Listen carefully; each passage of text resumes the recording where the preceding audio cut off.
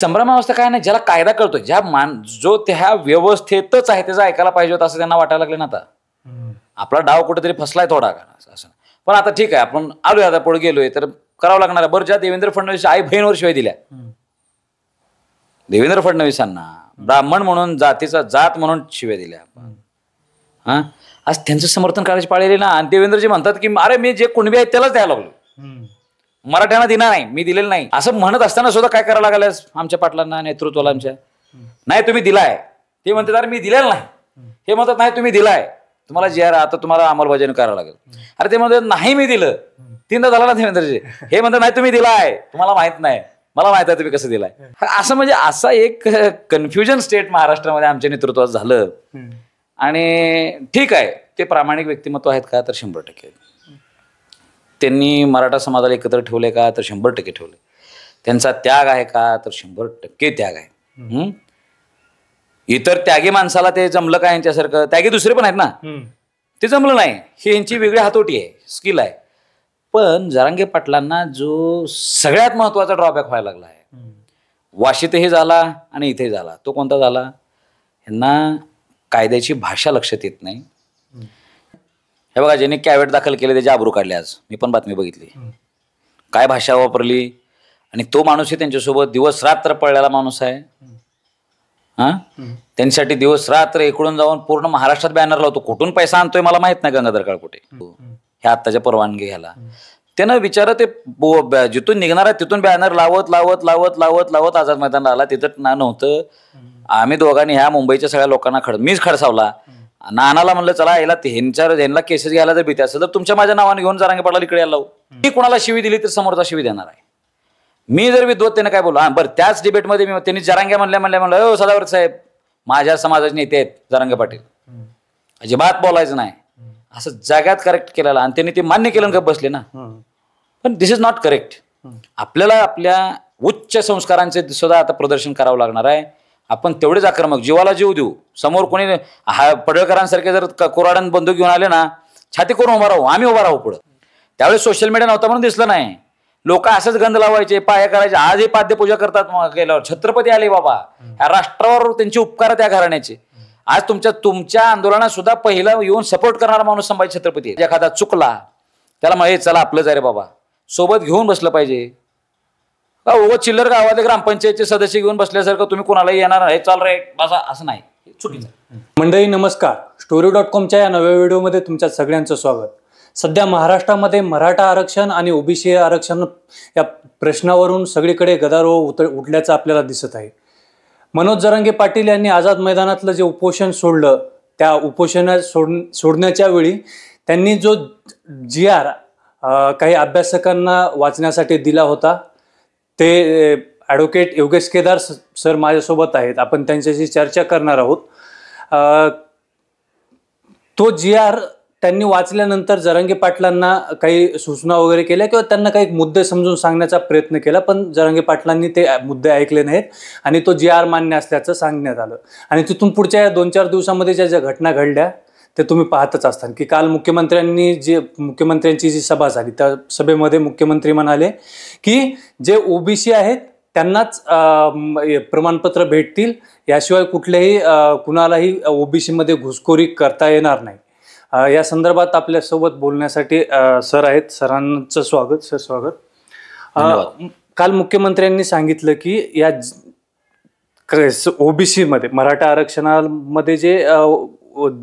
आरक्षणात जे ओबीसी आहेत, जे कुणबी आहेत त्यांनाच प्रमाणपत्र भेटतील, याशिवाय कुणालाही घुसखोरी करता येणार नाही. नेमकं काय नाही त्यांचं ते खरं आहे. आणि मुख्यमंत्री महोदयांनी जे काही सांगितलंय त्या GR मध्ये सुद्धा त्यांनी रेफरन्स ठेवलेला आहे की 2001चा तो काही ऍक्ट आहे आपल्याला ओबीसीचे दाखले देण्यासंदर्भातला, तोही तसाच आहे की ज्या ओबीसीच्या यादीमध्ये जे जाती आहेत आत्ता एक्झिस्टिंग त्यांना किंवा त्यांच्या उपजातींना असंच देण्याची तिथे व्यवस्था आहे. आणि जे लिस्टमध्ये नाव आहेत तेच ते देऊ शकतात, त्याच्या बाहेर असणाऱ्याला देणार नाहीत. म्हणजे आता आमच्या संदर्भानं जो काही विषय चाललाय, हैदराबाद गॅझेटियरचं नावाचा उल्लेख करून त्यात दिले काय, कुणबी कॉमा मराठा कुणबी कॉमा मराठा कुणबी. असा ह्या जी मध्ये सुद्धा उल्लेख केलेला आहे. आणि हे शब्द तरी पूर्वीपासूनच आहेत. कुणबी हा तर एकदम सुरुवातीपासून आहे आणि मराठा कुणबी आणि कुणबी मराठा हा 2004 पासून आहे. मग म्हणून सांगा, मला सांगा, आज गावामध्ये जी काही व्यवस्था ते सांगतात की बाबा गावातील आणि त्याला स्लॅश कुळातील नातेसंबंधातील ह्या अशा माणसांकडे जर नोंद सापडलेली असेल तर तोच दुसऱ्याला काय करेल, शपथपत्र देईल अपेक्षित असेल. मग शपथपत्र हा बाहेरच्याला कोणाला देता येणार नाही ना, म्हणजे त्यांच्या कुळातला असेल. समजा आता कधी कधी काय होतंय, एखाद्या भावाने, आता 2 भाऊ आहे, तुम्ही आणि मी आहे, मी माझी जमीन विकली आणि माझी जमीन विकल्यानंतर माझ्या पुढचे जे येणारे पिढी आहेत त्यांना कधी कधी राहत नाही दुसऱ्या तिसऱ्या पिढीमध्ये, आणि ते रोजंदारीने गेले असतील किंवा बाकीच्या काही ह्याच्यावर गेलेले असतील. आणि अशा माणसांचा जर संबंध लागत असेल ना, ते संबंध लागत असेल, आणि आज मी जर गावात असेल 1967 पूर्वीचं, तर मी लिहून देऊ शकतोय की हा हे माझा चुलत भाऊ आहे किंवा चुलत भाऊ आहे आमच्या सगळ्यांचा पूर्वज एकच आहे. म्हणजे काय होणार आहे, ही वंशावळ जुळणार आहे. अशा माणसाला ती व्यवस्था द्यायचा त्याने उल्लेख केलेला आहे. म्हणजे हे सुद्धा काय आहे, जे नोंद आहे अशाच कुटुंबातील. आणि आता समाज काय झालाय आमचा, म्हणजे आम्हाला काय वाटत होतं, आम्ही मुंबईला येताना सर्व समाज बांधव, म्हणजे आम्हाला तर आधीच माहित होतं की यात थोडेसे काही मर्यादा आहेत, म्हणजे आयोजक, पण सर्वसामान्य बांधवाचं की हैदराबाद गॅझेटर लागू केला याचा अर्थ जसा गॅझेटरमध्ये उल्लेख आहे की इथले कुणबी जे आहेत हैदराबाद ह्याच्यामध्ये स्टेटमधले आणि जो आज मराठवाडा आहे, हे सगळे कुणबी कोण आहेत, मराठेच आहेत. पूर्वाश्रमीचे कुणबी नोंदी असलेले हे आजचे मराठेच आहेत. याचा अर्थ आम्हाला काय करतील, मराठ्यांना सुद्धा कुणबी ज्याच्या सर्टिफिकेट पोटी मराठा लागलाय त्याला सुद्धा कुणबी गृहीत धरून ओबीसी आरक्षणच लागेल. पण तसं होणार आहे का, ह्या जी आर माध्यमातून होणार नाही. ह्याला ज्याला सर्टिफिकेट मराठा आहे अशा लोकांना याचा काहीही फायदा होणार नाही. आकडेवारीच हे सांगतो. म्हणजे न्यायमूर्ती शिंदे साहेबांची जी काही समिती होती, त्या समितीने मराठवाड्यामध्ये खूप मोठा अभ्यास केला. 2-2.5 कोटी डॉक्युमेंट तपासले आणि त्यांना काही नोंदी सापडल्या. आधी काही छोटे मोठे सापडायला लागलेत. आता तुळजापूरमधल्या आमच्या एका गावामध्ये सापडल्या. ह्या नोंदी ज्यांच्या गावात सापडलेत आणि ज्या कुळात सापडलेत, नातेसंबंध सापडलेत, त्याच लोकांना ह्याचा लाभ आहे. मराठवाड्यात आज जवळपास 7,000 गावं अशी आहेत की जिथं एकही नोंद सापडलेली नाही. अशा गावांना हा जी आर न्याय देऊ शकत नाही. आणि जे गावांमध्ये नोंदी सापडलेल्या आहेत त्या गावातल्या लोकांना ह्या जी आरचा अर्थार्थी काहीही संबंध नाही. तुम्हाला पूर्वीच्याच गोष्टींनी तुम्हाला हे मिळणार. आणि शिंदे समिती सुद्धा कुणबी ठरवत नाहीये कोण आहे, ज्या नोंदी आहेत ते शोधायला लागले. हा माणूस आहे, ह्याची कुणबी नोंद सापडलेली आहे. मग जो मागासवर्ग आयोगाने तयार केलेला कायदा किंवा आपला आज जो राज्य मागासवर्गाची यादी आहे त्याच्यामध्ये घेण्याचं ना सर्टिफिकेट देण्याचं काम कोण करते, राज्य करते. यात वेगळं काही नाही. आज मनोज जरांगे पाटलांची परिषद झाली तर त्यांनी सरकारला एक विनंती केली आहे किंवा मागणी केली आहे की 17 सप्टेंबरपर्यंत सरकारनं तातडीनं कुणबी नोंदी हैदराबाद गॅजेटच्या GR नुसार, जो नवीन GR आहे त्या GR नुसार नोंदी शोधाव्यात आणि त्यानुसार कुणबी वाटपांचं प्रमाणपत्र तात्काळ सुरू करावं. हे बघा, ह्या GR नुसार नोंदी शोधायला प्रॉब्लेम काय माहिती आहे का, जी समिती स्थापन केली आता त्या ह्या GRच्या माध्यमातून, ती समिती सुद्धा कुठं उपयोगाची आहे, जिथं नोंदी आहेत तिथं. म्हणजे तो ग्रामसभेच्या अनुषंगाने असलेले 3 अधिकारी आणि सक्षम प्राधिकाऱ्याचे त्याला ते हेल्प करण्यासाठी दिलेलं आहे. ह्या लोकांनी किती जरी शोधलं पाहिजे, म्हणजे असं माझं म्हणजे म्हणणं नाही, पण बऱ्याच गावांमध्ये दुसरी कामं आहेत ह्या लोकांना ना.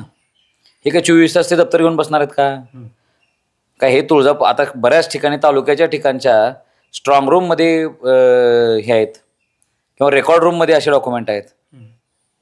त्याचं वाचन झालेलं नाही, बेशक झालेलं नाही, पण ह्या GRच्या माध्यमातून त्यांना अधिकार काय करणार आहेत हे लोक. नोंदी शोधणं हा इंडिव्हिज्युअलचा आहे. आणि हैदराबाद गॅझेटरमध्ये पण तुम्हाला सांगू का, इंडिव्हिज्युअल नोंदी नाहीत. म्हणजे माझा खापरपंजा, समजा आम्ही स्वातंत्र्य सैनिक आहे, आम्ही स्वातंत्र्यासाठी लढलेले माणसं आहे. आता माझ्या आजोबाच्या नोंदी आहेत, आम्ही लढलेले आहेत, निजामशाहीच्या विरोधात लढले, आज घराचा त्याग केला, 300 एकर जमिनी दान दिलेल्या आहेत लोकांनी, आमच्या पूर्वजांनी, आजोबांनी. दिसताक्षणी गोळ्या झाडण्याचे आदेश होत्या. आणि स्वातंत्र्यासाठी राष्ट्रासाठी म्हणजे लढलेली माणसं, त्याग केलेली माणसं म्हणून आजही आम्ही पत्राच्या शेडमध्ये राहतो. ज्या माणसांना एवढ्या जमिनी होत्या ते माणसं आज शेडमध्येच आहेत. आमच्या बापांना हमाली केली आयुष्यभर, वारले नाहीत, वारले आता आमच्या हयात नाहीत, माझ्या आईनं आमच्या आयुष्यभर दुसऱ्या शेतात रोजंदारी करायला लागलं. आम्ही सुद्धा शाळा शिकता असताना लोकांच्या ह्याच्यात हे केलं. आम्ही म्हणत नाही की आम्ही गरीब झालोय म्हणून आरक्षण द्या, आम्हाला माप चटकाय, पण आमच्यासोबत माळी सुद्धा आहे ना, माळ्याला आरक्षण मिळते. धनगर आहेत, धनगराला सुद्धा जमीन आहेत, त्यांना आरक्षण मिळते, हे की नाही. मराठ्यांना काय नाही. बरं, मराठा हा राजर्षी छत्रपती शाहू महाराजांच्या काळापासून आरक्षणात होता. ब्रिटिशांच्या रेकॉर्डमध्ये ओबीसी आणि मराठी एका यादीमध्ये ठेवले जातात, आजचे ओबीसी आणि मराठी, आहे की नाही, क्लासिफिकेशनमध्ये. निजामशाहीच्या स्टेटमध्ये आता जे आमच्या मराठवाड्यात सुरुवात त्यात हे आपण सगळे एकत्रच आहे. मग पुढं असं काय चाललंय, काय झालंय ज्याच्यातून आम्हाला वगळलं. आमचं म्हणणं काय आहे की आम्ही सगळे ओबीसी आहे, आपण आरक्षणाचे सगळे हक्कदार आहे. 23 मार्च 1994 जो जी आर जरांगे पाटलांनी उल्लेख केला आहे, तो जी आर शोधून काढणारा मी आहे माणूस. त्याचा प्रपोगंडा करणारा माणूस आहे. पवार साहेबाच्या घरावर आंदोलन घेऊन गेलेला माणूस आहे, पहिला खंजीर आंदोलन. आणि त्याच्या बातम्याही आहेत बऱ्यापैकी. म्हणजे कधी कोणाला महत्व नव्हतं ते आज केलंय. आणि आज जरांगे पाटलांनी तो सुद्धा विषय घेतलाय. मी जे स्टेजवर सांगत होतो जरांगे पाटील हे चुकलंय, मला विचारावर सांगितलं, ते त्यांनी मान्य केलंय. म्हणून आज प्रेस चालले आणि सांगायला लागलेत की असं आहे, थोडं बरोबर आहे म्हणतात, कधी म्हणतात नाही चुकलंय. आता त्यांनी काय म्हणतात, आनंद व्यक्त करू नका, थोडं आपण बघू काय. पण संभ्रमावस्थेत असल्याचं दिसतंय. नाही, संभ्रमावस्था काय नाही, ज्याला कायदा कळतो, जो त्या व्यवस्थेतच आहे त्याचं ऐकायला पाहिजे होतं असं त्यांना वाटायला लागले ना. आता आपला डाव कुठेतरी फसलाय थोडा असं.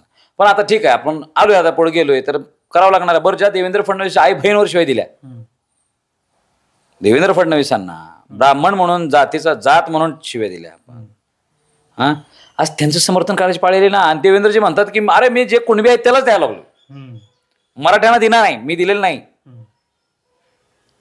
असं म्हणत असताना सुद्धा काय करायला लागलं आमच्या पाटलांना, नेतृत्वाला आमच्या, नाही तुम्ही दिलाय. ते म्हणतात अरे मी दिलेलं नाही, हे म्हणतात नाही तुम्ही दिलाय, तुम्हाला जे आता तुम्हाला अंमलबजावणी करावं लागेल.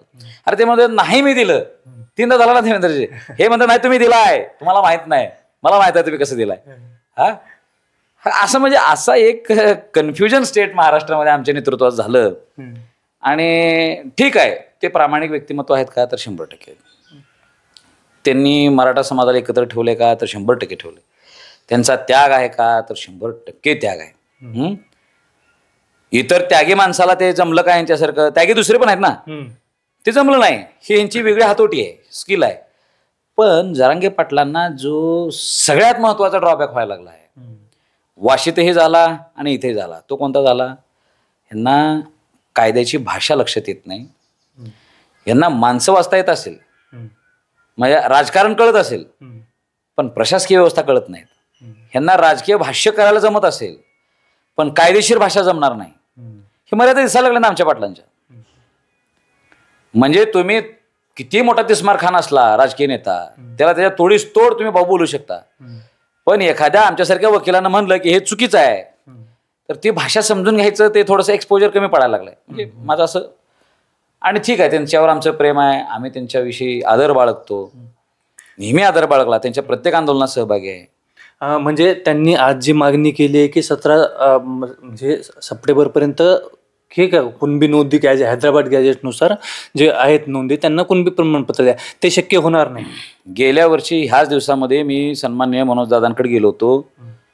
मी शिंदे साहेबांच्या पाया पडून एकदा विनंती केली होती की साहेब हैदराबाद गॅजेटियरचा विषय करा. एवढं केलं की समाधान होते सगळ्यांना, बघते काय काळजी नाही. बरं ठीक आहे म्हणले, तो स्वीकारेल का जरांगे पाटील. त्यावेळेस अख्ख्या महाराष्ट्र नेतृत्व व्हायचं होतं आमच्या पाटलांना. बरं, महाराष्ट्रातले इतर मराठाच्या नेत्यांना सुद्धा काही प्रॉब्लेम होता, बाबा ठीक आहे एका मराठवाड्यात सुटत असेल ना तर काय अडचण नाही. बरं, सुरुवातीला ह्या आंदोलनाचं पहिली मागणी पण तीच होती की बाबा आपण मराठवाड्यातल्या मराठ्यांना अन्याय झालेला आहे, तो काय आजचा नाही ना. जो हिंदू होता त्यांच्यावर सगळ्यावर राजकारणाने समान अत्याचार केला आहे. मग त्याला महार म्हणून बघितलं नाही, त्याला चांभार म्हणून बघितलेलं नाही, धनगर म्हणून वेगळं केलेलं नाही, माळी म्हणून त्याला स्पेशल काही वागणूक दिली असं नाही. मराठ्यांवर तसंच केलेलं आहे. जेवढे पाटला आहेत त्यांना बी ठोकून आणला, अख्खे गावं जाळले. निजामशाह हैदराबादच्या सगळ्या हिंदूंवर अन्याय केलेला ना. आम्ही उलट महाराष्ट्रामध्ये जेवढं ह्या बहुजनांमध्ये एकी नव्हती तेवढी एकी मराठवाड्यात होती. का तर आपण एका परकीय विचारधारा असणाऱ्या सत्तेच्या अंकित आहे.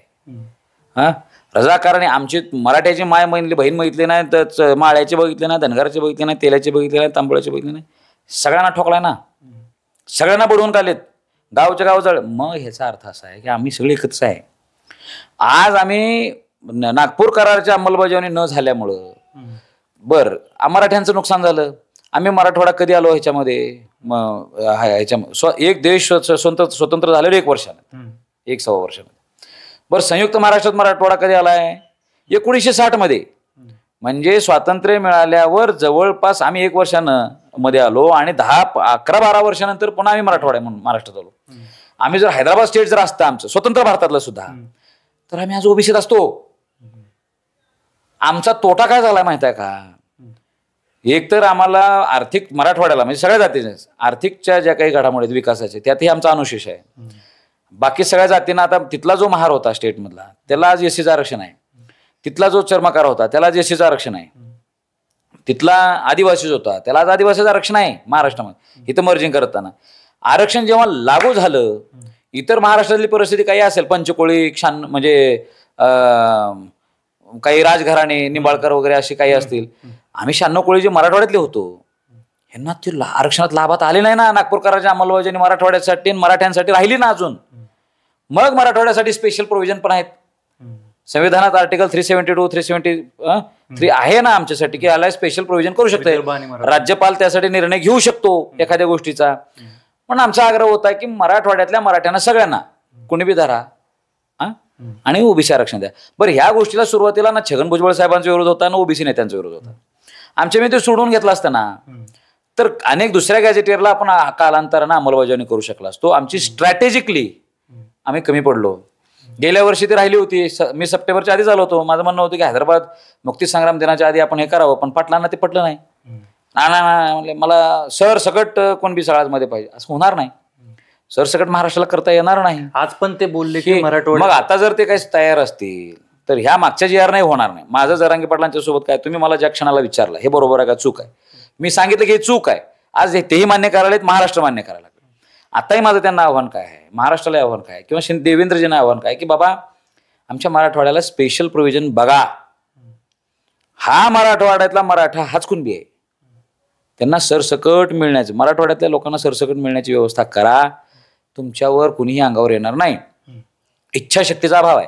काही लोक म्हणतील आज हाके मोठ्या सभा घ्यायले त्यांना हे मोठी सभा घ्यायले. लक्षात ठेवा काही फरक पडत नाही. आर्टिकल 370 हटवताना सुद्धा अनेक दशकं गेली. मुसलमानाचे तिथले नेते म्हणायचे काश्मीरचे, जर 370ला कोणी हात घातला तर देशात दंगली होतील. पण ज्या दिवशी नरेंद्र मोदी यांनी अमित शहाने निर्णय घेतला 2019ला, देशात काहीतरी झालं का? नाही. अशा पद्धतीनं तुम्ही जर मराठवाड्यातला निर्णय आता घेतला तर काही होणार नाही. या लोकांना थोडे दिवस डिटेन ठेवा ना, काश्मीरच्या नेत्यांना ठेवल्यासारखं. उलट आमच्या मराठवाड्यामध्ये आमचा सगळ्यांचा एकमेकांचा अनुबंध फार मोठा आहे, जुना आहे. हजारो वर्ष आम्हाला अत्याचार सहन केलेले लोक आहे. सोबत राहिलेले गावगाड्यात राहिलेले लोक आहे. आम्ही आजही गावात राहतो. भजनात आम्ही सुताराचा, माळ्याचा, धनगराचा, मराठ्याचा आम्ही सगळे काय करतो, सोबत भजन वाजतो. कोण टाळ वाजवते, कोण पक वाजवते, कोण विणा धरते. आज माझ्या गळ्यात बघा, मी सांगतो अभिमानानं सांगतो, माझे गुरु धनगर समाज जन्मलेले आहेत. माझे गुरु आहेत ना. माझ्यासाठी धनगर समाज अक्का श्रेष्ठ आहे. गुरुस्थाने. तुमच्या बारामतीत तुमचे वादविवाद काय असतील मला माहित नाही धनगर मराठीचे. किंवा तुला नेता आमदार होता ना, ह्याचा अर्थ तुम्ही मराठवाड्यात जाऊन आमचा अनुबंध बिघडवू नका, सामाजिक सलोखा बिघडवू नका. काही होणार नाही. देवेंद्रजींनी निर्णय घ्यावा. ह्यातल्या उणिवा वगैरे काढत बसण्यापेक्षा थेट निर्णय करावा. कोळीचा GR काढावा. त्याला काय करता येते का त्यांनी बघावं. किंवा जर तुमच्या हातात नसेल तर कमिशनच्या माध्यमातून काय करता येते का मागासवर्ग आयोगाच्या संदर्भानं तसं करावं. आता हे तोंडावर पानं पुसणे बंद करावं. आजच जरांगे पाटील परत म्हणले की या GR नुसार 100% मराठवाडा कुणबीमध्ये गेलेला आहे. तुम्ही तर म्हणताय नाही. हे बघा, ह्या GR नुसार 100% मराठवाडा कुणबी झालेला नाही, होणार नाही. ह्याच्यामध्ये मर्यादा आहेत. देशाचे न्यायमूर्ती राहिलेले लोक सांगायला लागलेत होणार नाही तर. बरं, आम्ही ह्याच्यात आज नाही ना, आज गेले 10 वर्ष मी सांगतोय समजावून. बरं, योगेश केदारला मी काही लय मोठा माणूस होता असं नाही, पण माझ्या सुदैवानं छत्रपती संभाजी महाराजांपाशी असताना महाराष्ट्रातल्या कॉर्पोरेट घटनेनंतर सगळ्या आंदोलन मला जवळून अभ्यास करता आला. असं वरून बघता आला ना. बर्ड आय व्ह्यूज म्हणतात का नाही, बर्ड आय व्ह्यू. मी दिल्लीतून सगळं लक्ष ठेवत होतो. पहिलं ज्यावेळेस आंदोलन झालं, संभाजीराजांनी दिल्लीत आंदोलन पण केलं हातात 2 प्लाकार्ड घेऊन. बरं, ही केस जेव्हा सुप्रीम कोर्टात आली त्यावेळेस सुप्रीम कोर्टामध्ये चेंबरमध्ये जाऊन चीफ जस्टिसच्या प्रत्येक हिअरिंगला उपस्थित राहायची संधी आली ना मला. आम्ही म्हणत होतो की महाराष्ट्रामध्ये ज्या वेळेस महाराष्ट्र शासनातले अधिकारी येत होते, महसूलचे असतील किंवा विधी व न्याय विभागाचे असतील, असे काही चांगले चांगले अधिकारी ज्यावेळेस देवेंद्रजी पाठवायचे मुख्यमंत्री असताना, त्यावेळेस त्यांची ब्रीफिंग सुद्धा ऐकण्याचं भाग्य मला होतं ना. म्हणजे नेमकं चाललंय काय, सुप्रीम कोर्टाचं म्हणणं काय आहे, आपल्या वकिलांचं म्हणणं काय, हे तेव्हापासून मी बघितलेलं आहे. 2017-18 पासून आरक्षण गेल्यानंतर हे चुकायले काय हे सांगणारा माणूस पहिला मी आहे ना नंतर. आणि ह्या राज्याला कायदेशीर आरक्षण कसं मिळू शकतं मराठ्याला जो मराठा आहे त्याला ओबीसी आरक्षणात कसं जाता येईल, यासाठी मी गाव फिरलोय, वनवास भोगलाय, पोतळ्याची वस्त्र घालून मी महाराष्ट्रभर फिरलो.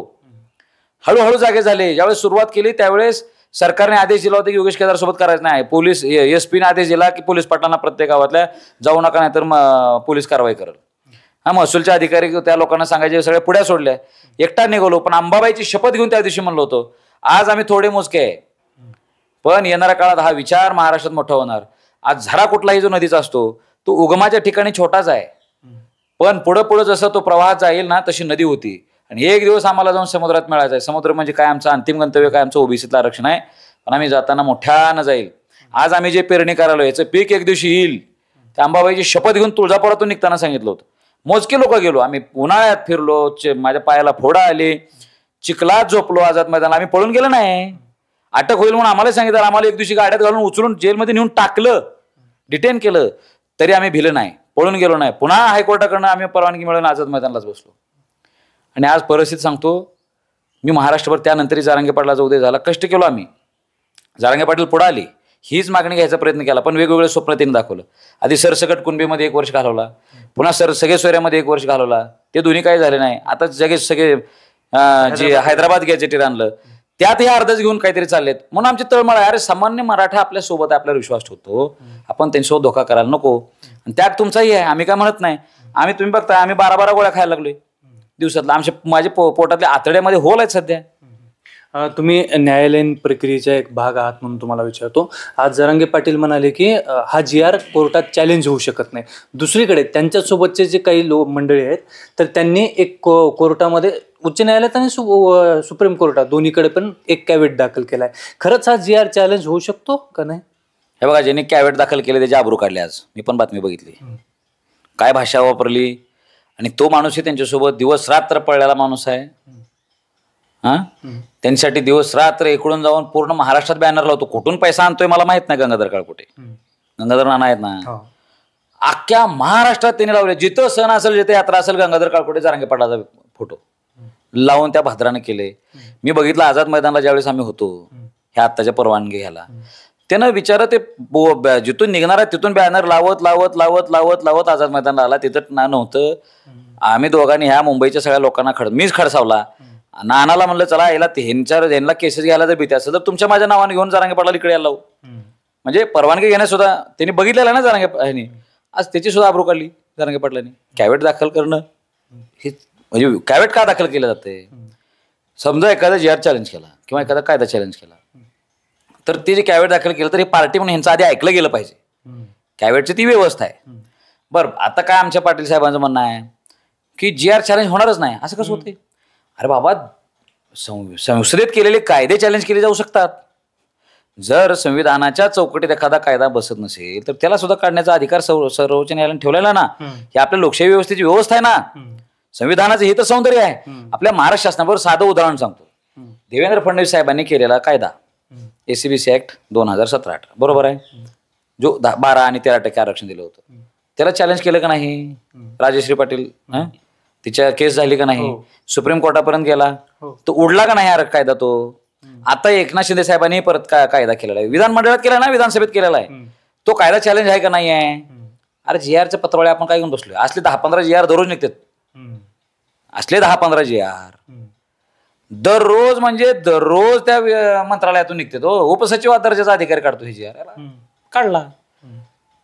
पण ह्या GR जर काही समजा संविधानाच्या चौकटीत बसणार नसेल, उपलब्ध जे कायदे आहेत ओबीसी आरक्षणाचे त्यात बसणार नसेल आणि त्याच्या कडेला जाऊन जर काही हे लोक करत असतील तर हा चॅलेंज होऊ शकतो. चॅलेंज व्हायला काही अडचण नाही, हा उडू शकतो. बरं, हा उडला काय आणि राहिला काय? ह्याच्यातनं जो 7,000 गाव आहेत मराठ्यांची विना कुणबी नोंदी सापडली, त्याला फायदाच नाही. ह्याला जाळून टाका ना, ह्याला काय ठेवायचं आहे? आता आपल्याला समजलं पाहिजे की ह्यातनं काही मिळालं नाही. आपलं यश काय जरांगे पाटलांचं की शिंदे समितीची नेमणूक, शिंदे समितीच्या माध्यमातून कुणबी नोंदी शोधणं. शिंदे समिती मराठ्याला कुणबी ठरवत नाही, जुने नोंदी काय शोधायला लागलेला आहे. सदावर्ते जे काय म्हणाले की नाही शिंदे समितीकडे आहे का अधिकार एखाद्या समाजाला ओबीसी ठरवायचा, अरे त्याने कुठं ते वापर करायला. शिंदे समितीचे त्यांचं बरोबर कार्य त्यांना माहित आहे, ते पण न्यायमूर्ती राहिलं का तुझ्यासारखं काय असं काय उगा अंडू पांडू कोण नाहीत ते न्यायमूर्ती शिंदे साहेब. त्यांनी काय करायला फक्त जुने रेकॉर्ड तपासले. रेकॉर्ड तपासण्यासाठी शासनानं अधिकार दिलेला आहे त्यांना, म्हणजे अधिकारी कोणाचा ऐकत नाहीत ना. मग गेलो लगेच आहे थांब थोडं थांब, पण समितीला जर काही पॉवर्स असतील हाय पॉवर्स असतील तर ते काय म्हणतील बाबा आम्ही आलोय प्रायोरिटी तुम्ही शोधा, हे बघा हे नोंदी आहेत उपलब्ध कायद्यानुसार आरक्षण देऊ शकता, असा त्याचा विषय सोपा. हा सगळा विषय झालाच, पण आता आपण ओबीसीकडे येऊ. ओबीसीने ते छगन भुजबळ जे आहेत ते सध्या नाराज दिसत आहेत. ते प्रत्यक्षपणे आणखी रस्त्यावर उतरले नसले तरी ते त्यांनी न्यायालयात जाण्याची भाषा केली आहे. म्हणजे जर छगन भुजबळ नाराज आहेत हे जर दिसतंय तर जरांगे पाटलांनी सगळं काही मिळवलंय असं वाटतं. हीच तर चाल आहे. छगन भुजबळ हा मुरब्बी राजकारणी आहे, लक्षात ठेवा. तुम्हाला एक सांगू का, ज्या वेळेला जरांगे पाटलांची सभा मोठी होईल असं वाटलं, किती हुशार आहे माणूस तो काय असं उगा अंडू पांडू माणूस नाही छगन भुजबळ साहेब. त्यांनी एक आरोप केला, म्हणजे आमची जी आंतरवलीतली सभा झाली कोटी लोकांची 1.5 कोटी लोकांची, त्याच्या काही 2-4 दिवस 5 दिवस त्यांनी आरोप केला. काय केला आरोप, ह्यांना 7 कोटी रुपये कुठले मिळालेत हे सभा करायला, एवढं करायला कुठले पैसे आले हे विचारले ना. मग आंतरवालीत सभेच्या आदल्या दिवशी काही लोकांना ते विचारत होते जरांगे पाटील, त्यावेळेस थोडंसं अजून म्हणजे त्यांचं होतं सेन्स की लोकांचं ऐकावं आपण हे करा. मलाही विचारलं योगेशराव काय कसं मी काय बोललं पाहिजे. माझं म्हणणं काय होलं तर एवढे कोट लोक समाजात येत असतात तर आपण ह्या लोकांना एज्युकेट करू. आजची सभा आपले पुढचे कार्यकर्ते तयार करणारे करू. कार्यकर्ते असे झालेले पाहिजे की गाव त्यांना समजावून सांगता आलं पाहिजे पारावर. म्हणजे ओबीसीच्या लोकांना लेकरानं मराठ्याच्या एखाद्या भावाला आपल्याला विचारलं अरे तुम्ही कसं रे ओबीसीत म्हणताय यायचं, तर सांगता येईल की आपल्याला ओबीसीत कसं बसतंय, असं आपण एज्युकेट करू. तुम्ही त्यात बोला. आणि मला सगळ्यात महत्वाचं, छगन भुजबळनं तुमच्यावर आरोप केलेत भुजबळ साहेबांनी, तुम्ही त्याला उत्तरच देऊ नका.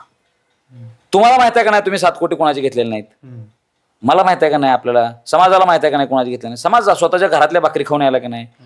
त्या माणसाला ह्या सीनमध्ये एंट्री करायची आहे, पिक्चरमध्ये एंट्री करायची आहे, म्हणून तुमच्यावर आरोप केलाय. तुम्ही जर काय बोला तुमचा स्वभाव आहे तुम्ही आरोतोर बोलाल, काहीतरी बोला. आणि कुणाच्याही नेत्याला इतर जातीतल्या नेत्याला आपण जर बोललो तर सहानुभूती येईल. ती चूक 100% मी आधी सांगितलेलं असताना जरांगे पाटलांनी केली आणि आरोतोरे छगन भुजबळ साहेबांवर बोलले. छगन भुजबळ साहेब इन झाले. अहो हजारो कोटीचा ज्याच्यावर भ्रष्टाचार होता त्याच गंगेत नाहून बुडून निघालेत बाहेर, स्वच्छ आहेत. छगन भुजबळ ते ओबीसीचे पुन्हा एकदा नेते झाले. ओबीसी विचारायला तयार नव्हते भुजबळ साहेब, कुठं पडलेत काय पडलेत ते काळं झाले का त्याने पिठलं भाकरी खायला काही संबंध नव्हता. जेलमध्ये गेल्यावर कोण ओबीसी नेत्याने मला सांगा त्यांच्यासाठी आंदोलन केलं, आमच्या नेत्याला तुम्ही ऍड केलाय. आता काय झाले, आता छगन भुजबळ साहेब समाज पाठीशी आला ना. व्हिजन तुम्हाला नाही. जरांगे पाटलाला म्हणतो तुम्ही भावनिक जाऊ नका, कोणीतरी बोलला म्हणून त्याला काढतो बघा हे करतो. बरं काही दिवसानंतर मी अजून बोललो होतो, मी म्हणलो होतो छगन भुजबळ साहेबांनी बोला तुम्ही आजच्या सभेत बी काय अडचण नाही, पण काय बोललं पाहिजे. भुजबळ साहेब जो मुद्दा समोर आणायला लागलेले आहेत ते कसे खोटे आहेत ते सांगा. म्हणजे आम्ही 54% आम्ही 60% म्हणतात, तर महाराष्ट्रातली ओबीसी 54 आणि 60 कसे टक्के नाहीत हे सांगा. बरं राज्य शासनाच्या अधिकृत आकडेवारी आहे 33.82%, 34%च्या आसपास तरी आहेत म्हणून आता मानतात ओबीसी सगळे महाराष्ट्रातले, ते आपण सांगू आकडेवारीनुसार. मी तर मांडणी केलेलीच आहे, तुम्हालाही माहिती आहे, तुम्ही वाचलेलं आहे. आपण अनेक बैठकांमध्ये होतो, आमच्या झूम बैठकामध्ये जरांगे पाटील यायचे, आमचे बाबर साहेब म्हणून सातारायचे, ते ऑनलाईन बैठका ठेवायचे, ते जरांगे पाटील म्हणून ऐकायचे माझं काय बोलायला योगेश केदा काय. तुम्हाला पाटील ते माहिती आहे. भुजबळ साहेब खोटं म्हणजे कसं करायला हे सांगा. पण आमच्या नेतृत्वाला त्यावेळेस ऐकू वाटलं नाही. वाशेतून जाताना मी म्हणालो होतो की तुम्ही असं जाऊ नका रिकाम काय या आझाद मैदानात, तसे ऐकले नाहीत, आता कालही ऐकले नाहीत. पण मी एकटा शहाणा असं नाही, पण थोडंसं या राजकीय क्षेत्रात सामाजिक क्षेत्रात दिल्लीत 10-15 वर्ष झाल्याचं एक्सपोजर आहे. ह्या मोठ्या लोकांमध्ये राहिलोय. प्रोपगंडा कसं करतात ह्याला मला माहिती आहे. फार मोठ्या लेवलला राहिला. अण्णा हजारे आंदोलन कसा उभा केला आणि कसा मोडला ह्याचं जवळून बघितलेला माणूस आहे. त्या अरविंद केजरीवालचा उदय कसा आणला गेला, RSSच्या कुठल्या शक्ती करत होत्या, विवेकानंद फाउंडेशन कसं काम करायचं, अजित डोवालांचा काय रोल होता हे समोर बसून बघायचो. डोवाल साहेब काय काय नियोजन करायचं हे मी बघितलेला भाग्यातला माणूस आहे ना. मला दिसतंय ना हे काय व्हायलंय. प्रोपगंडाचा वॉर काय असतो, आयडिओलॉजिकल वॉर काय हे कळते ना, ऐकायला पाहिजे. पण तुमच्यावर प्रेम करणारा माणसं आहे मी, काय उगा आलो लगेच सल्ला दिला निघून गेलो फोटो काढून असं नाही ना. तुमच्या सोबत फिरलेले माणसं आहे, आम्ही कष्ट केलेले माणसं आहे. तुम्ही गाडीत असता आम्ही चालत फिरायचो, तुम्ही इथे झोपलेला असायचं, आम्ही रात्रभर लोकांना सांभाळत फिरायचो. आझाद मैदानात सुद्धा तळमळ होती तुमच्यासाठी. पोटाचे पाय धरले, बोटासीत पाय धरले, तुमच्या पायात बरोबर रडलो मी. ह्या प्रेमाचं जर कदर नसेल तर आता मग काय करावं आम्ही नेतृत्वानं. पण त्यासोबतच लक्ष्मण हाके असतील किंवा नवनाथ वाघमारे असतील, हे जे ओबीसी नेते इतर जे आता सध्या विविध रस्त्यावर, काल बारामती, परवा बारामती, काल बीड, की आज कुठे, असं सगळीकडे एक प्रकारे त्यांच्याकडून पण त्या GRला विरोध केला जातोय. आणि कालच्या बाबतीत तर की नवनाथ आबा वाघमारे असतील किंवा लक्ष्मण हाकेंनी जी बीडची भाषा, सभेतली भाषा केली, तर तुम्ही ती ऐकलीच असेल. काय हे बघा, भुजबळ साहेब असतील, हिने फक्त विरोध केल्यासारखं दाखवायलेत, मराठ्यांना मिळावं. म्हणजे आमच्या मराठ्यांना काय वाटलं पाहिजे, याला भुजबळ साहेब विरोध करायला म्हणजे मिळालेला असणार आहे. मी जरांगे पाटलांनी सांगितलं ना, भुजबळ विरोध करायला तर आपण समजा लक्षात घ्या मराठ्यांना मिळालाय. हाकेंना तर काय आहे, जरांगे पाटलाचा विरोध करायचा, नेतृत्व सेट करायचं. माझा मित्रच आहे हाके साहेब, त्याला माहित आहे की मी कोणाचा विरोध केला तर मोठा होईल. मी शरद पवारांना शिवाय दिलो तरीच ओबीसीनं माझ्याबरोबर वाटणार आहे. मी जरांगेला शिवाय दिलो तरच मी मोठा होणार आहे. हा फक्त त्यांना, दुसरं त्यांना काय ओबीसीचं नुकसान व्हायला, फायदा व्हायला ह्याचे घेणे नाही. त्यांना फक्त प्रोपोगंडा करायचा आहे, लक्षात ठेवा. ह्यात मराठ्यांना काय मिळाले ह्याचं चिंतन आम्ही सांगायला लागलो ना महाराष्ट्रात. देवेंद्र फडणवीस ओरडून सांगायला हे सांगायलोय. बरं, ते अजून दुसरे काय झालं, देवेंद्र फडणवीस साहेबांनी आता एक लक्षात घेतलं पाहिजे, त्यांच्या गोपीचंद पडळकरांनी बिरू वाटेगावकरांचं, बापू बिरू वाटेगावकरांचा आदर्श दिला. कोण? ते पडळकर मित्रच आहेत माझे.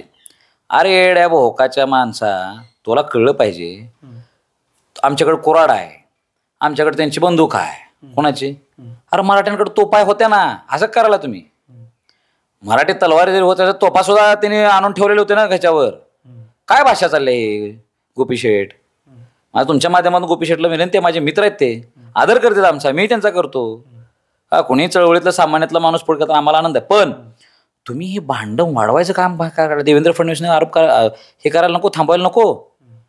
तुम्ही आज तलवारीची आणि कोराड्याची भाषा करायला आहे, तो दांडक्याची भाषा करायला आहे तिथं. हाके कशा जीवावर आहे हे? नेमकं काय गणित आहे तुमचं? तुम्ही कुठं महाराष्ट्रात न्यायची इच्छा करायला? अरे त्या हाकेचं ठीक आहे, तो चिल्लर आहे समजा. ह्या गोपीचंद पडळकरांना कळलं पाहिजे आपण संवैधानिक पदावर आहे. गोपीचंद पडळकरांना जर तलवारी, कोराडी आणि ते बंदुकीचं करायचं असेल ना, त्यांनी राजीनामा द्यावा. देवेंद्र फडणवीसांनी त्याचा राजीनामा घ्यावा आणि गोपी शेठला ये म्हणावं मैदानात. लोकशाहीच्या मर्यादेमध्ये आपण करू भाषा. जर तुम्हाला काय वाटलंच तलवारी घ्यायच्या तर या तलवारी घेऊन आमच्या मराठ्यावर. सध्या मराठ्याला तलवारी घ्यायचा हातात ठेवलेला नाही. तुम्हाला कोराड ठेवायचा अधिकार दिलेला असेल राज्यानं, समजा बंदुकी ठेवायला तुम्हाला दिले असतील स्पेशल. आम्ही निहत्ते आहे आणि तुम्ही शस्त्र घेऊन या, करू लढाई. असं काय? ही काय पद्धत लागेल? हे बाबासाहेबांना अपेक्षित महाराष्ट्र आहे? हे मल्हारराव होळकरांना अपेक्षित आहे? हे आमच्या राजमाता अहिल्यादेवींना अपेक्षित आहे? हे म्हणजे छत्रपतींना किती डोक्यावर ठेवणारे हे राजे होते. हे राजर्षी छत्रपती शाहू महाराजांना अपेक्षित आहे? हे डॉक्टर बाबासाहेबांना अपेक्षित आहे? हे आमच्या वारकरी संप्रदायाच्या महाराजांना, लोकांना अपेक्षित आहेत? ज्ञानोबा आहे, तुकोबारायांना? काय गोपी शेठ, हिंदुत्वाची भाषा तुम्ही 4 काळ केला. मराठ्यांना बाजूला करून मराठ्यांना बंदुकीनं आणि कोराडीनं तोडून तुम्ही हिंदुत्व वाढवणार आहे? काय गोपी शेठ, कुठलं हिंदुत्व तुमचं? अरे जरा तर अकलेचा भाग ठेवा. हिंदुत्व जपण्यासाठी मराठ्याने धनगराने रक्त सांडलेलं आहे.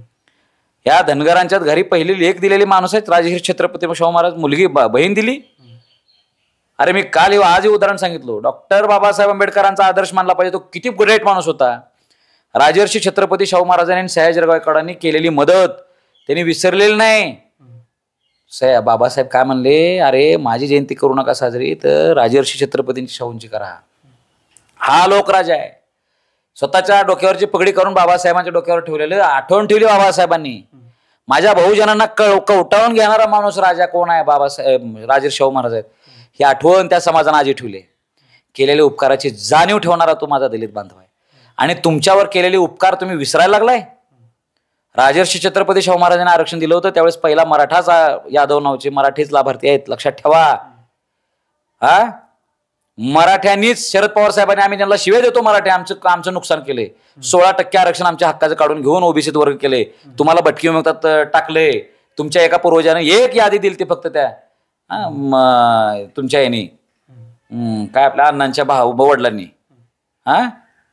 मग तुमच्या एका निवेदनावर जर त्या माणसानं तुम्हाला एकट्याच जातीसाठी वेगळं काढून दिले 3.5% आरक्षण भटकी विमुक्त तुम्ही नसताना, मेंढपाळाच्या नावावर तुम्ही आज जमीनदार असले लोक सुद्धा लाभ घ्यायलाय. तुम्हाला उपकाराची जाणीव राहिली आहे का? हाके सारख्याला तर समजा त्याला अक्कलच नाही. ह्या गोपीचेटला राहिले अक्कल. मराठ्यांची उपकाराची असं जाणीव परतफेड करू नका. तलवारीची काय कुऱ्हाडीची बंदुकीची भाषा करू नका. मराठ्यांना ते चांगलं कळतंय. फक्त आम्ही संयमान आहे, बाबासाहेबांच्या संविधानाच्या अंतर्गत राहायला लागलो. ही भाषा महाराष्ट्राला परवडणारी नाही. आणि तुम्ही किती जरी वळवळ केला, हिंदूंचं राजकारण केला तर तुम्ही बेगडे हिंदुत्व आहे. मुसलमानाच्या विरोधात तुम्हाला हिंदू पाहिजे असतील, आमची पोरं पाहिजे असतील, हां, पण त्या पोरांना आता अक्कल येणार आहे, अरे हे हिंदुत्व बेगडी आहे, या लोकांच्या ऐकायचं नाही, हे खोटारडे हिंदू आहेत. हिंदुत्व आम्हाला छत्रपतींनी शिवरायांनी शिकवले, बाबासाहेबांनी आमच्या शाहू महाराजांनी शिकवलेलं आहे. त्या लोकांची गरज नाही. पण मनोज जरांगे पाटील ज्यावेळेस बोलतात त्यावेळेस त्यांची पण भाषा तुम्ही बघितलेली असेल. पण भाषा जाऊ द्यात, पण दुसरी एक प्रसंग आहे की ते आंतरवेली असो किंवा मुंबई असो, जेव्हा जेव्हा उपोषणाला बसतात त्यावेळेस ते एका राजासारखं बसतात. आणि तिथं कुठला उदयनराजे असतील, संभाजीराजे असतील, ते जेव्हा भेटायला आले त्यावेळेस देखील त्यांना त्या मान सन्मान द्यायचा तो त्यांनी दिलेला नाही. पण ज्यावेळेस शरद पवार येतात ते या शरदराव, या शरद पवार, किंवा त्यांच्या त्या पद्धतीने होता, म्हणजे मी राजा, बाकी सगळे हा काही. ह्या दोन प्रश्न आहेत, ते दोन प्रश्नाचे मी वेगवेगळे उत्तर देतो. म्हणजे जरांगे पाटलांनी शिव्या दिल्या हे तुम्हाला पहिला म्हणताय की त्यांची भाषा चुकीची आहे, मान्य आहे ना. मी आज हे पाटलांना अनेकदा भेटल्यावर सांगितलं की बघा, छगनराव भुजबळाला त्यांना आरतूर बोलून आपल्याला आरक्षण मिळणार नाही किंवा त्यांच्याकडे तो अधिकार नाही द्यायचा घ्यायचा. देवेंद्र फडणवीसांची जात काढल्यानं, ब्राह्मण म्हणून आपण टीका केल्यानं आपल्याला आरक्षण मिळणार नाही. त्या जातीला शिवे देण्याचा आरक्षणाचा संबंध आहे. आपल्याला आरक्षण कशात मिळणार आहे? संविधान काय सांगते, आरक्षणच्या दत्तत्व काय आहेत, आपण त्यात बसतोय का नाही हे सांगू. एखादं फार अंगावर आला तर तेवढ्या पुरतं आपण बोलू. पण शिवराळ भाषा, आरेतुरे भाषा, इतर जातीचे आम्ही समजून घेतो. आम्हाला एखाद्या वेळेस टीका केल्यावर काय आपला मोठा भाव आहे, आपल्या कुटुंबात चालतंय, पण इतरांना चालत नाही ना. मी त्यांना एक उदाहरण सांगितलं होतं. समजा एक बाप आहे, हां, ते बाप आणि त्याचा एक मुलगा, लग्न झाल्यावर मुलगा वायर राहिला, मायबाप इकडे वाहिले राहिले. पण एक दिवशी काहीतरी बापानं बोलला असेल की झालं, आणि ते शिवाय असं चालतंय ना बापांना वायला राहिल्यावर. मग त्या मुलाचा मित्राने येऊन त्याला काय सांगितलं, बापाला एक 10 शिव्या दिल्या, म्हणजे 2-4 शिव्या दिल्या. बापाच्या आई बहीण काढल्या त्या मुलाला कळवळा वाटला. अरे माझ्या 2-4 ह्या मित्राला, अरे तू कोण सांगणार, बाप आहे माझा, मला देऊ दे शिव्या. त्या पोराला कळवळा येतो, लक्षात ठेवा. तसं छगन भुजबळला वाळीत टाकलं होतं. भुजबळ साहेबांना शिव्या दिल्यामुळे तो समाज सगळा एकत्र होणार आहे. इतर कोणालाही बोललं ना वाईट वाटत असते ना, आपल्यात चालतंय. दुसरी गोष्ट, तुम्ही जसं म्हणाला की संभाजी महाराज आले, हे आले, ती गोष्ट चुकीच आहे ना. तुम्हाला गादी कशासाठी पाहिजे, 1-2 मिनिटासाठी तुम्हाला समजा पाठीमागे झोपायला लागतं. पण ज्यावेळेस छत्रपती येतात, त्यांचं कार्य आहे अजून काही संभाजी महाराजांचं काम नाहीच नाही. तुमच्यासारखेच गर्दी, तुमच्यासारखंच प्रेम त्यांना 2013च्या टायमाला मिळालं नाही ना, शिवशव यात्रेच्या वेळेला. त्यावेळेस सोशल मीडिया नव्हता म्हणून दिसलं नाही. लोक असंच गंध लावायचे, पाया करायचे. आज हे पाद्यपूजा करतात गेल्यावर. छत्रपती आले बाबा, ह्या राष्ट्रावर त्यांचे उपकार त्या घराण्याचे. आज तुमच्या आंदोलनात सुद्धा पहिला येऊन सपोर्ट करणारा माणूस संभाजी छत्रपती आहेत. तुम्हाला हे सगळं मोठं सीन क्रिएट करून देण्यामध्ये संभाजी, अरे मी त्यांच्यासोबत जीवाला जीव देणारा माणूस होतो. आझाद मैदानाला बसलो होतो, मी विनंती केली, पाया पडले, महाराज या मला पाठिंबा द्यायला. माझ्याकडे आलं नाहीत, पण जरांगे पाटलाला 3-3 वेळेस त्यांनी जाऊन पाठिंबा दिला. हे ओबीसी आरक्षण मागणी करत आलो नाही, मला त्या अडचणीत होईल, मी येणार नाही. महाराज माझ्याकडे आलं नाहीत. जरांगेंना ज्यावेळेस लाठीचार्ज झाला, पहिले गेले आणि त्याच्या आधी 2-4 केले. हिने ती गादी काढली पाहिजे ना, आल्यावर पाया पडले पाहिजे जरांगे पाटलांनी. अरे छत्रपती आहेत माझे, उगा भाषणात म्हणायचं, असं करायचं. ही काय पद्धत आहे? ही नाही ना. आपण विनम्र राहायला पाहिजे. मीडियाचा आल्यावर तुम्ही लगेच खणखणीत आवाज येतो.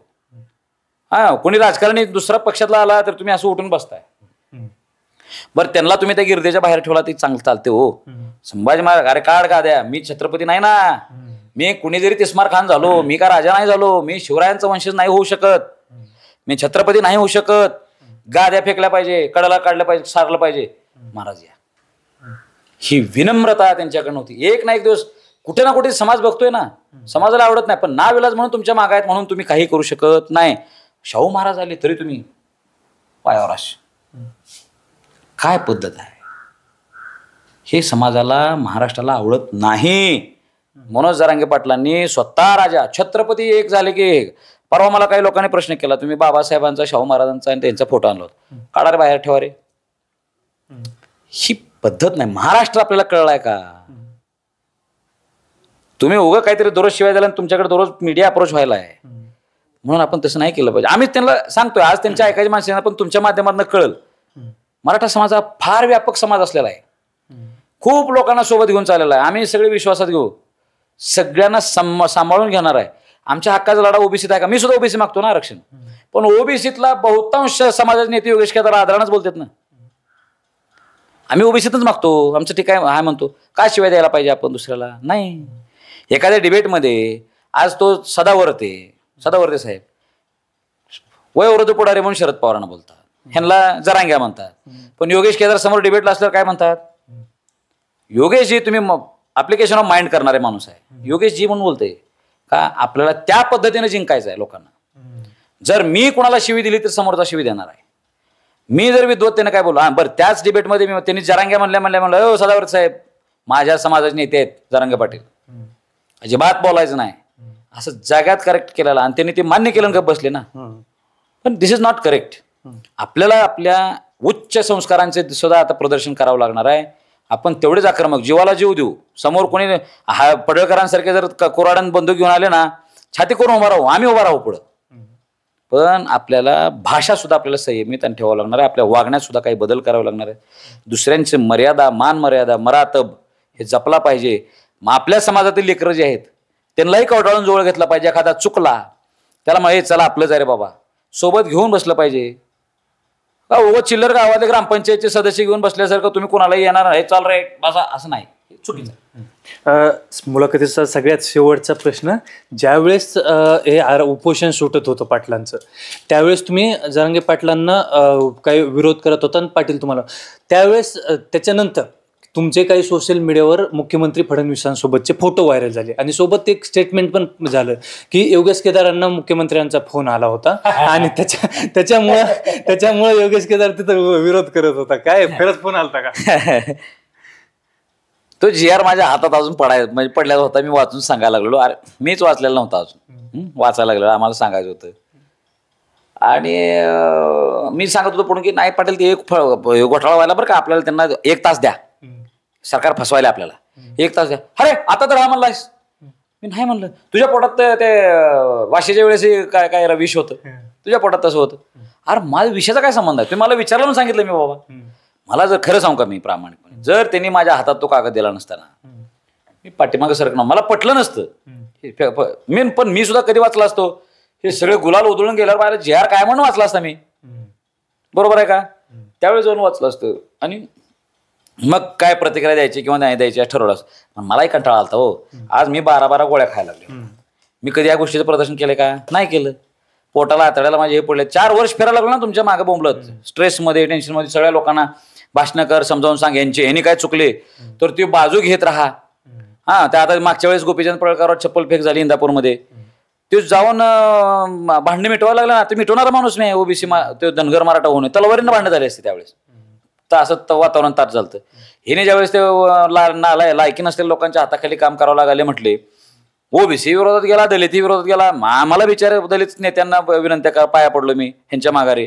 ओबीसीच्या अनेक जे येतील सोबत त्या नेत्यांना मी घेऊन पुसदपर्यंत गेलो 6 डिसेंबर बाबासाहेबांच्या पुण्यतिथीपर्यंत. मुंबईत एक YB चव्हाण सेंटरला संभाजी महाराजांना बोलवून, हरिभाऊ राठोड असतील ह्या सगळ्यांना बोलून एक ओबीसी मराठा ऐक्य परिषद केली. अरे बाबा आपला हा लढा संविधानिक पद्धतीने, आपल्याला असं वाद करून चालणार नाही.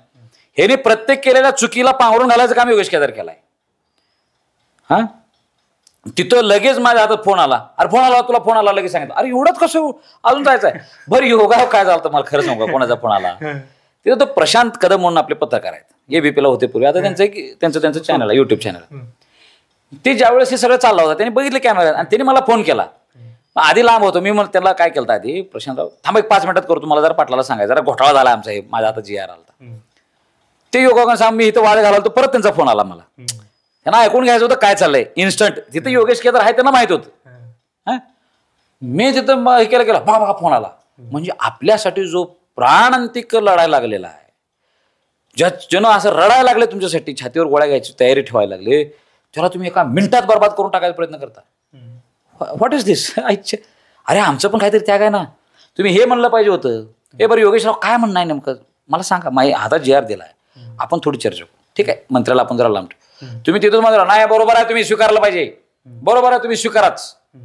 आता हा कसं म्हणला, आधी हा मी कशात म्हणलो होतो, तो अंगठा कसं, अरे आता काय लोक मला अंगठा केला तुम्ही आधी, बरोबर. ती मी म्हणलो होतो की ह्या GR मध्ये खोटा आहे, ह्या सरकारला आपण वेळ द्या. त्यांनी मला प्रश्न काय केला, मग सरकारला अजून 1 तास द्यायचं का? मी म्हणलो हो 1 तास द्या, 1 तास द्या, तेवढं तरी वेळ मिळेल. ते किशोर चव्हाण म्हणून आमच्या इथले होते, बाकीचे कोण हायकोर्ट, त्यांना घेऊन बसू, हा ज्यांचा विषय आहे ना, मला तर 100% यात फसवणूक वाटत, त्यांना घेऊन बसू, काय आत्ताच हे करू. बरं, मी शिवेंद्र महाराजांना सुद्धा बोललो होतो त्या स्टेजवरच, महाराज तुम्ही शब्द घ्यायला म्हणलं, ह्या पाटलांना द्यायला म्हणलं, मराठा समाजाला द्यायला, लक्षात ठेवा छत्रपती आहे तुम्ही नंतर ह्याच्यात आम्हाला सगळ्या मराठ्यांना आरक्षण देऊ शकणार का? बघा योगेश, तुमचे आक्षेप मला बरोबर वाटालेत, मला बरोबर आहेत. तुम्ही काय करा, जे काही स्वीकारायचं किंवा आता न करायचं हे आताच ठरवा. सुधारणा असतील तर ते सांगा आत्ताच, पण हे जेवढंच होणार आहे, ह्याच्यात बदल काय होत जास्त नाही. आता जर तुम्ही आम्हाला माघारी पाठवला तर आम्ही उद्या दुसरं काहीतरी घेऊन येऊ, पण हे स्वीकारायचं की नाही आताच ठरवा. शिवेंद्र महाराज म्हणाले तर हे बोंबाबोंब व्हायला लागली, महाराष्ट्राला माहित नाही. आज त्यांच्या लोकांना त्यांनी काय सांगालेत, कोण ते बोरटे आहेत युट्यूबर, काय योगेश केदारला असा केला आणि तुला कोण जवळ केला. अरे येड्यानो, पहिला GR हातात दिला म्हणजे योगेशची काहीतरी तपस्या आहे ना, त्यानं तुझ्या का हातात दिला नाही, युट्यूबरच्या हातात काय दिलं नाही जरांगे पाटलांनी, दुसऱ्याच्या हातात काय दिलं नाही. योगेश केदारच्याच हातात त्यांनी कागद का ठेवला, GR नव्हताच तो तरी का कागद ठेवला, तपस्या ना आमची पण काहीतरी. आणि फडणवीसांसोबतचे तुमचे फोटो झाले होते व्हायरल, ते देवेंद्र फडणवीसांना ह्या लोकांनी आता संशयाच घेतला, देवेंद्र फडणवीस सोबतचे फोटो टाकले. अरे माझं फडणवीस साहेबांसोबत आहेत संबंध, मला निवांत, मी आज हे जर आंदोलन केलं मी निवांत राहिलो त्यांच्यासोबत, माझे संबंध चांगले आहेत, मला ते मानतात. आम्ही कायद्यावर, संविधानावर, ह्या आरक्षणाच्या भूमिकेवर 1.5 तास त्यांनी माझा ऐकून घेतलेला आहे. त्याही माणसाकडे तेवढा मोठेपण आहे, पण आज मी त्यांच्या विरोधात बोलतोय ना, तरी ह्यांना काय वाटायला, आमचे जरांगे पाटील ते फडणवीस साहेबांचं कौतुक करायला, हा त्यांचं नाही. माझे जुने फोटो टाकायला सगळे, त्या नितेश राणेसोबत पेढा घातलेला फोटो दाखवला मी, कधी ते आहे तो 2 वर्षापूर्वीचा, 1.5 वर्षापूर्वी ते मंत्री झाल्यावर मी त्यांना म्हणलं काय आपल्या समाजातला कोणतरी मंत्री झाला ना, ह्यांच्या वडिलांनी मराठ्यांसाठी काम केलेलं आहे, ह्यांना आपण दिलं पाहिजे. ह्या भावनेत मी नितेश राणे साहेबांचं त्यांचे फोटो, देवेंद्रजींचे फोटो बघा, हा देवेंद्रचा माणूस आहे, एवढी तर अक्कल पाहिजे होती. अरे हा देवेंद्रजींचा आहे, पण देवेंद्रजींना काय विरोध करायला आहे समाज म्हणून. हा बरं, माझे पवार साहेबांच्या सोबत मी पवार साहेबांच्या घरावर आंदोलन घेऊन गेलेला आहे, त्यांच्यासोबत एखादी स्टेजला होतो, ते मला ओळखत असतील नसतील मला माहित नाही. सुप्रियाताई त्या दिवशी स्टेजपाशी आल्यावर माझ्यापाशी बोलून थांबले ना 2 मिनिट का असताना, पुढे आल्या, तुम्ही बघा व्हिज्युअलमध्ये. माझे उद्धव साहेबांसोबत 1.5 तास चर्चा झाल्यात बसून आम्ही, मग ते फोटो टाकायचेच आता, मी काय 1-2 दिवसात टाकणार आहे. उद्धव साहेब स्वतः बरोबर नाही, योगेश केदारला ऐकणारा माणूस आहे. आमच्या शिंदे साहेबांचे प्रेम आहे आमच्यावर. अजितदादांना मी एवढा वेळ लढलो, पण अजितदादा समोर गेले की योगेश केदारला ऐकतोच, काहीतरी याच्यात तथ्य आहे म्हणतो. सगळ्यांसोबत संबंध आहेत ना, हो काहीतरी एखाद्याला ट्रोल करायचं म्हणून केला. आम्ही फक्त समाजाच्या हितासाठी, जरांगे पाटील हे नेतृत्व आहेत, जरांगे पाटलावर हसणं म्हणजे समाजावर हसणं आहे, जरांगे पाटलाला शिवी देणं म्हणजे समाजाला शिवी देणं आहे, जरांगे पाटलाला अज्ञानी म्हणणं म्हणजे समाजाला अज्ञानी म्हणणं आहे. आमचा समाज फार मोठा आणि प्रचंड प्रगल्भ असलेला समाज आहे, ह्या राष्ट्राच्या संस्कृतीत प्रचंड योगदान असलेला समाज आहे, या महाराष्ट्रामध्ये प्रचंड मोठा त्याग केलेला आणि इतरांना कवटाळून घेतलेला समाज आहे. आज चिल्लर माणसं ज्यावेळेस शिवाय देतात त्यावेळेस आम्हाला वाटते अरे अरे अरे अरे काहीतरी चुकायला लागले. पाटलांनी त्यात सुधारणा कराव्यात, धीर गंभीर व्यापक व्हावं म्हणून आम्ही बोलतोय. आम्ही काय म्हणत नाही तुमच्या आतमध्ये काय केलं आणि भानगडी 12 भानगडी 12 लफडी काय आहे त्याच्यात कुठे मी कधी पडत नाही. माझ्याकडे आहो लक्ष्मण हाकेची सुद्धा एकानं व्हिडिओ घेऊन आला होता, फोटो घेऊन आला होता, बायांसोबतचे काय लफडे आहेत काय नाही. मला फक्त एक 10-15 लाख दिले की मी खुश होतो. मी म्हणलं मी बिलो द बेल्ट करणार नाही. मी एकालाही नेत्याला सांगितलं असताना मला 10-15 लाख मिळाले असते, त्याला दिलं असते मी. आम्हाला बेल्टच्या खाली हल्ला करायचं मला सवय नाही. मी जरांगे पाटलांना कधीही खाली बेंबीच्या खाली नाही हल्ला करत. जरांगे पाटलांना सांगतोय की समाजाचं हित आपल्या हातात आहे, नेतृत्व आपल्या हातात आहे. आपल्या हसलं नाही पाहिजे, समाज एकटा नाही पडला पाहिजे महाराष्ट्रात. ह्यासाठी आपल्याला व्यापक दृष्टिकोनानं चर्चा झाली पाहिजे, बोललं पाहिजे, अशी माझी भूमिका आहे. समाजाच्या दृष्टिकोनातून व्यापक चर्चा झाली पाहिजे आणि समाजाचं हित झालं पाहिजे, अशीच भावना योगेश केदार यांची होती. एकंदरीत या सगळ्या मराठा ओबीसी आरक्षणाच्या संदर्भात योगेश केदार सरांनी आपल्याला एक माहिती दिलेली आहे. याविषयीची तुमची काय मत आहेत कमेंट करून नक्की आम्हाला कळवा. व्हिडिओ आवडला असेल तर लाईक करा, शेअर करा. धन्यवाद.